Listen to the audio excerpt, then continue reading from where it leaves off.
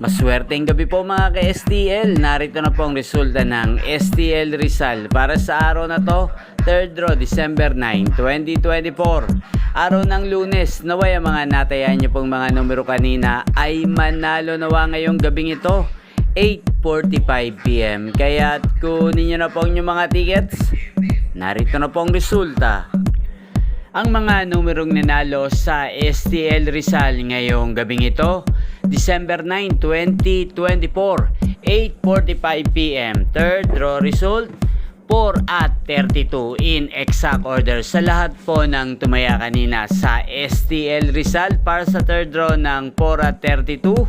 Congrats po sa inyo. Panalo po kayo. Again, 4 at 32 in exact order. At shoutout po natin ngayong gabing ito sa STL Rizal, si Ate Cora.